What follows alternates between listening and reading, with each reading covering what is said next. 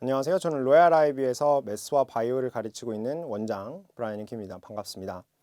1부 영상에 이어서 이제 2부 영상을 촬영을 하게 됐는데 2부 영상의 주제는 아이비 사이언스죠. 저희가 그 어렵다라고 이야기하는 사이언스 과목을 어떻게 준비할 것인지, 과연 제대로 공부한다라고 하는 것은 무엇인지에 대해서 좀 말씀을 드려보고자 합니다. 우선 두 가지 파트로 구성이 되어 있는데요. 첫 번째는 방금 말씀드린 것처럼 과연 우리가 IB 사이언스에서 고득점을 얻기 위하여는 어떠한 방식의 공부법이 필요한가에 대한 것이고, 두 번째는 이번 방학 혹은 그 이후 혹은 심지어 그 중간 기간에 여러분들이 혹여나 학원이라고 하는 곳을 선택한다면 어떠한 기준을 가지고 선택하셔야 하는지에 대해 말씀을 좀 드리도록 하겠습니다. 자, IB 고득점 전략인데 사실 어디서부터 어떻게 공부해야 하는지 막막하다라고 하는 반응이 굉장히 많죠. 왜냐하면 기본서의 두께도 두께거니와 그 안에 들어있는 정말 복잡한 내용들, 그리고 어디까지 내가 찾아보고 외우고 능동적으로 쓸 수 있어야 하는지에 대한 고민이 많을 수밖에 없는데요. 저는 이렇게 말씀을 드리고 싶어요. 사실 어떠한 머티리얼을 가지고 우리가 공부에 접근을 하느냐에 따라 그 효율이 달라지고 심지어 결과까지도 달라질 수 있다라고 말씀을 드리고 싶습니다. 즉 학원이 가지고 있는, 그리고 강사만이 가지고 있는 티칭 노하우와 그 선생님들이 사용하는 어떤 교보제라고 하는 것이 사실 과학 과목에 한정하여만큼은 성적 향상에 정말 지대한 영향을 줄 수 있다라고 이야기를 드릴 텐데요. 우선 과학 과목이 어려운 이유를 살펴보게 되면 이 두 가지입니다. 첫 번째, 말씀드린 대로 방대한 양의 지식을 암기해야 하죠. 두 번째로는 페이퍼 2, 3에서 그렇게 외운 지식을 본인의 것처럼 줄글로 쏟아내야 한다라고 하는 점이 있습니다. 예를 들어 지금 제가 수업을 하고 있는 바이오 과목을 들어보자면, 바이오가 옥스퍼드 기준으로 기본서가 대략 한 800페이지가량이 되죠. 바이오에서 7점을 받는 방법은 간단합니다. 그 800페이지에 있는 내용을 우리가 전부 다 외워버리면 돼요. 그런데 그거는 우리가 시험을 준비하는 자세라기보다는 어떤 인간의 한계에 도전하는 그런 느낌이죠. 그래서 분명히 정답이 있을 텐데 그 내용들을 내 것처럼 만들고 내 것처럼 꺼내 쓸 수 있는 능력이 있을 텐데, 방법이 있을 텐데 그것이 과연 무엇이겠냐라고 하는 것입니다.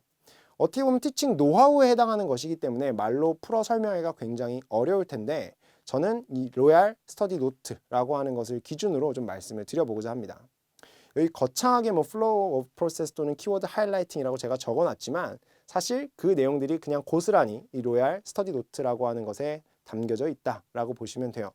이런 노트로 공부를 하는 것이 학생에게 어마어마한 자신감과 효율을 가져다 줄 수 있다라고 이야기를 할 텐데, 자, 우선 차이점을 하나 볼게요. 지금 여기에는 이제 셀룰러 레스피레이션 단원이 들어가 있는데, 여러분들이 보고 계신 교재는 이제 스터디 가이드라고 부르는 옥스퍼드 출판본이죠. 근데 여기 보시면 사실상 고등 교재라기보다는 대학교 교재에 가까워요. 그러니까 정말 많은 내용들이 줄글로 정리되어 있고요. 또 지면의 관계 때문에 그랬는지 피겨가 사실 공부하는 학생 입장에서는 그리 좋지 못합니다. 그렇다 보니까 무슨 일이 벌어지죠? 어머니도 많이 공감하시고 학생들 공감하실 텐데, 바이오를 스탠이든 하이어든 선택했다라고 하는 친구들은 동화책을 만든다고 하죠. 본인의 별도의 노트에다가 필요한 그림들 다 옮겨 적고 거기에다가 이렇게 화살표로 빼가지고 명칭도 적어 놓고 막 하이라이트 치고 색깔이 막 화려해지기 시작합니다. 왜 그러냐면 이 상태로는 여러분들이 시험 대비를 할 수가 없기 때문이라는 사실을 잘 알아서 그래요. 그런데 안타까운 게 그걸 정리를 하다 보면 실제로 내가 외워야 될 시간에 이걸 정리하게 된다라고 하는 겁니다. 그래서 그걸 보면서 너무 안타까웠어요. 어떻게 하면 학생들이 그냥 쳐다보면서 공부를 할 수 있게 해줄까? 어떻게 하면 학생들이 그 노트에다가 옮겨 적는 시간들을 줄여줄 수 있을까라는 고민을 하게 됐는데, 우선 마저 보시면 여기 첫 번째 플로우 프로세스라고 나오죠. 이게 무슨 얘기냐면 우리가 매 단원을 공부할 때 전체적인 흐름을 알고 있는 게 굉장히 중요해요. 왜냐하면 바이오는 말씀드렸듯이 양이 굉장히 많죠. 그래서 내가 어디쯤 가고 있는지, 내가 공부하고 있는 이 복잡한 과정은 어디에서 일어나고 있는지를 분명하게 인지하는 과정이 필요합니다. 그래서 우리가 어떤 반응이나 과정을 공부하게 될 때 전체적인 그림에 대해서 제가 먼저 소개를 하게 돼요. 물론 교재도 그대로 따라가게 되겠죠. 그 다음에는 우리가 전체 과정을 공부하는 데 있어서 가장 중요하게 생각하면서 짚어야 될 포인트, 왜냐하면 다 조금씩 어렵기 때문에 뭐가 중요한지, 뭐가 시험에 많이 나오는지 놓치는 경우들이 많아요. 그래서 그것들을 미리 서두에 짚어두게 되고요. 그 다음에 이런 경험 다들 있으실 텐데, 책을 읽다 보면 바이오 책을 읽다 보면 학생들이 이제 컴퓨터를 옆에 둡니다. 왜 그러냐면 모르는 용어나 반응이 나오면 찾아봐야 되거든요. 특히 초반부에부터 중반부 갈 때까지는 그런 현상이 끊기질 않는데 그렇다 보니까 계속 구글링을 하고 있는 거예요. 왜? 터미널로지를 몰라서. 그래서 학생들이 모를 만한 터미널로지들을 제가 미리 정리를 해두고 반응에 강의를 들어가기 시작합니다. 물론 그 과정에서 뭐 피겨가 필요하다고 한다면 사파를 추가를 하기도 하고요. 자, 그럼 인기에 본격적으로 그리고 프로세스를 공부를 하게 될 텐데 이 프로세스를 공부를 할 때 가장 중요한 것은 그냥 일단 읽고 보는 방식이 아니라 내가 어디에서 출발하여 무엇을 목표로 움직이고 있는지 먼저 이해한 다음에 암기하는 것이 중요합니다. 그리고 그 과정에서 말씀드렸듯이 피겨의 중요성은 더할 나위 없고요. 그러면 과연 저는 줄글이 아니라 어떠한 방식으로 이 강의를 구성하고 있고 교재를 만들었냐면 자세히 보시면 보이실지 모르겠는데 이따 저 확대된 화면들이 나오거든요. 여기에 언더라인과 볼드체로 정말 중요한 키워드들, 그러니까 우리가 나중에 페이퍼 2, 3에서 답안을 작성할 때 반드시 들어가야 되는 내용들이 언급이 되어 있습니다. 표기가 되어 있어요. 그래서 실제로 이 내용들만 나중에 읽는다고 하면 조금 과장을 보태서 점수가 깎일 일이 거의 없습니다. 그런데 이 분량이 어느 정도냐면 실제 교재에 한 단원이 뭐 예를 들어 50페이지라고 한다면 스터디 노트는 한 10페이지, 8페이지, 즉 5분의 1 분량, 20%의 분량으로 취약이 되어 있다고 하는 것입니다. 교재에 필요 없는 부분들, 사족인 부분들을 다 걷어냈다라고 보시면 될 것 같아요. 그 다음에 이제 전체 과정이 끝나고 나면 앞서서 우리가 플로우 프로세스에서 봤던 내용 있잖아요. 그거를 아주 디테일하게 이렇게 쪼개놓고 학생들에게 배웠던 내용을 다시 한번 정리시켜 주죠. 그래서 실제로는 학생들이 공부를 하고 나중에 혼자 복습을 하게 될 때는 내가 이 내용을 아는지 모르는지 일일이 체크할 필요가 있는 것이 아니라 이 마지막 서머리에 있는 내용을 내가 백지에다가 쓸 수 있느냐 없느냐를 기준으로 체크해보는 용도도 가능하다라고 보시면 됩니다.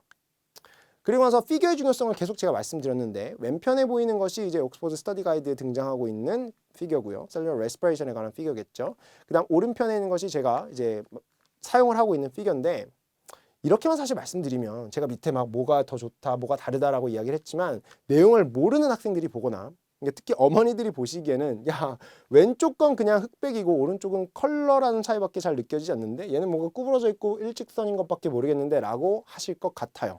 그래서 제가 요 단원 말고 이제 또 다른 단원 한번 보여드리고 싶어서 다른 단원에서 실제로 이렇게 만들어진 어떤 교재가 기출과 어떤 연계성을 갖게 되는지 좀 보여드리고 싶습니다. 지금 보고 계신 문제는 이제 2019년 5월달 페이퍼 2 7번 문항으로 출제됐었던 문제인데요. 겸형 적혈구 변형증이라고 하는 시커스 애니미아라고 하는 질환에 관한 내용이었죠. 이것이 왜 발생하게 되고 인간에게 어떠한 영향을 주게 되는가를 서술하는 문항이었습니다. 마크스에 보면 이렇게 8가지를 써라 라고 이야기를 하고 있는데 지금 수업 시간이 아니니까 제가 이걸 다 말씀드리진 않겠지만 일시정지 하시고 내용들을 잠깐 이렇게 노트 테이킹 하셔도 좋을 것 같아요. 포인트만. 그런데 지금 이 내용이 우리 옥스퍼드 코र्स 컴패니언 교재에 보게 되면 두 페이지에 걸쳐 나누어져 있습니다. 우선 여기 보이시죠? 146페이지랑 178페이지, 146, 178페이지인데 여기에 어떻게 흩어져 있냐면 일단 눈에 잘 안 들어오죠. 어떻게 흩어져 있냐면 저 1번부터 8번이 이렇게 흩어져 있습니다. 지금 빨간 줄이 이제 이거 확대를 해놓은 내용들인데 앞에서 비교를 해보시면 아시겠지만 1번부터 8번까지의 내용이 이 두 페이지에 걸쳐서 쫙 흩어져 있어요. 여러분 상상을 해보세요. 학생들이 바이오 내용을 암기를 해야 되는데 이 줄글을 보고 그냥 암기할 수 있으면 거의 뭐라 그러죠? 그냥 보면서 기억하는 그런 기억력일 거 아니에요. 대부분 그렇지 못하잖아요. 그러니까 이거를 다 밑줄을 쳐서 중요하다고 생각되는 거. 자기가 문제를 풀면서 봤던 것들을 빼서 노트에 정리하고 있다라고 하는 겁니다. 그런데 같은 내용을 이제 제가 만들어둔 스터디 노트 챕터 3 페이지 두 번째 페이지네요. 여기에 저 두 개의 빨간색 박스 안에 담겨져 있는데 저 해당 사항 있는 부분만 확대를 시켜보면 이렇게 정리가 되어 있습니다. 여기에 책에는 없었던 어떤 사파들도 있고요. 그리고 이제 언더라인과 볼드체에 있는 것들이 있는데 이것이 저 1번부터 8번까지 답안을 어떻게 담고 있는가를 보게 되면 이렇게 담고 있죠. 여러분 제가 이걸 읽지는 않을게요. 1번부터 8번까지 이렇게 다 정리가 되어 있습니다. 그러니까 실제로 저 많은 양의 활자들 두 페이지에 걸쳐 30페이지나 떨어져 있는 내용들 어디에 놓칠 수도 있어요. 이건 책에서 못 봤는데 라고 생각할 수도 있는데 그런 것들을 이렇게 한 장의 페이지 안에 압축해서 담아 두었다라고 하는 것입니다. 그리고 이 내용들만 보아도 이해가 되게끔 다 문장으로 제가 구성을 해 두었어요.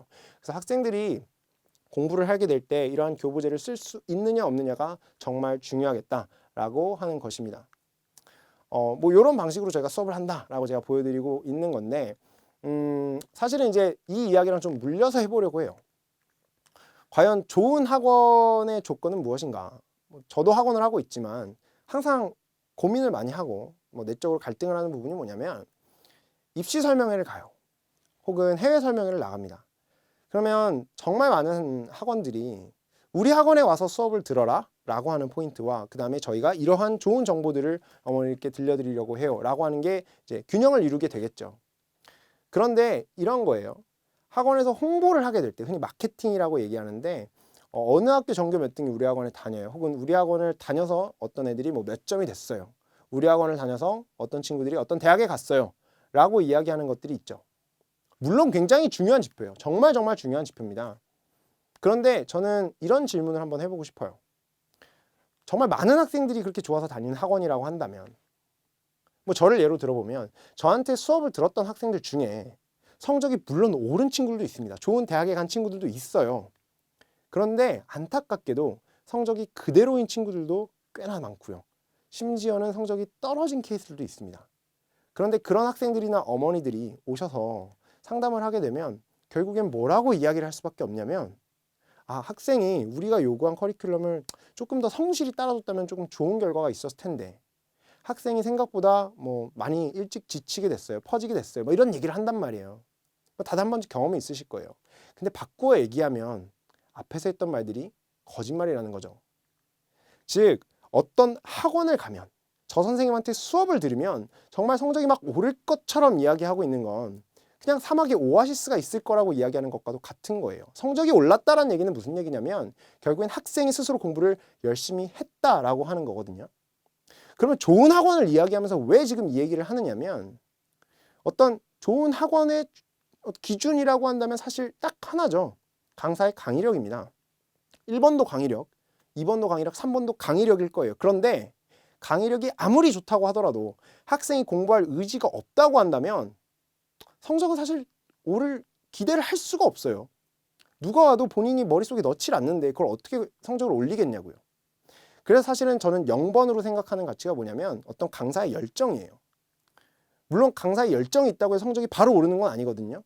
그런데 제 경험으로 느껴보니까 강사가 정말 진심을 다해서 그냥 시간 뭐 때우는 식으로 수업을 하고 내가 수업을 이만큼 잘해라고 보여주고 그냥 들어가고 하는 것이 아니라 학생들하고 치고받고 하면서 계속 연락도 주고받고 열의를 가지고 수업에 임하는 모습을 보면 사실 공부에 그닥 흥미가 없었던 어떻게 보면 손을 놓고 있었던 학생들까지도 내가 이 사람하고 공부를 하면 이 사람하고 내가 이 과정을 해보면 그래도 좀 할만하겠다. 나 될 것 같다. 라고 하는 느낌을 받고 스스로 동기부여가 되는 시점들이 있더라라고 하는 거예요.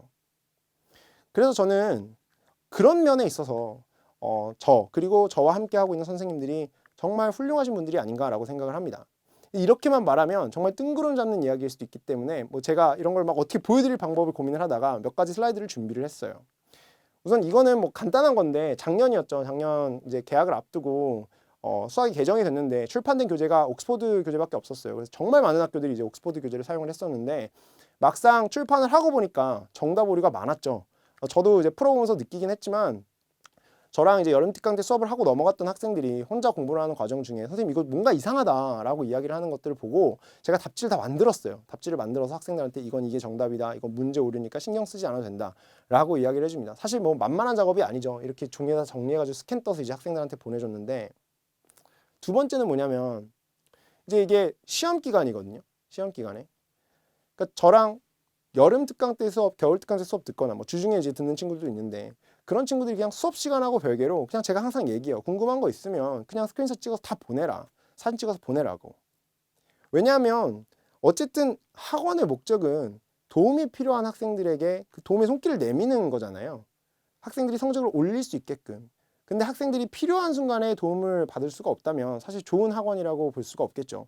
물론 이게 뭐 1년 내내 이루어질 수는 없다라는 걸 누구보다 서로 잘 압니다. 그래서 시험 기간 됐을 때 혹은 정말 중요한 기간이 임박했을 때 이런 식으로 학생들과 소통을 하면서 저희가 항상 답변을 적극적으로 달아주려고 노력을 하고 있어요. 이제 마지막으로는 앞서 보여드렸던 이제 스터디 노트인데 뭐 저희가 이걸 만들어두고 그냥 손 놓고 있는 것이 아니라 매년 뭔가 새로운 사항이 발견이 되거나 혹은 기출문제를 또 분석을 하다 보면 이런 것들은 이러한 방식으로 보완을 하면 더 좋겠다. 라는 아이디어가 생길 때마다 항상 수정을 하고 있어요. 뭐 이건 이제 전면을 다 보여드리고 싶어서 뭐 몇 단을 이제 끌고 온 건데 이런 식으로 저희가 항상 열정적으로 수업 준비를 하고 있습니다. 물론 오늘은 제가 직접 수업을 하고 있는 이제 매스랑 바이오에 대해서만 말씀을 드리는 게 맞는 것 같아서 이렇게 자료들을 보여드렸는데 뭐 저희 학원에 있는 잉글리시나 또는 이코노믹스 같은 경우에도 전부 다 이렇게 열정 있는 선생님들이 수업을 함께 진행하고 있다라고 하는 점 말씀을 드리고 싶어요. 1부에 비해서는 조금 짧게 끝났던 것 같은데 어쨌든 다시 한번 정리드리자면 과학이라고 하는 과목은 그냥 무작정 열심히 한다고 되는 것이 아니라 우리가 적절한 교부제를 가지고 아주 효율적인 접근 방법을 통해서 공부를 해야지만, 즉 제대로 공부해야지만 좋은 성적을 얻을 수 있다라고 정리할 수 있을 것 같습니다. 시청해 주셔서 감사하고 저는 3부에서 인사드리도록 하겠습니다.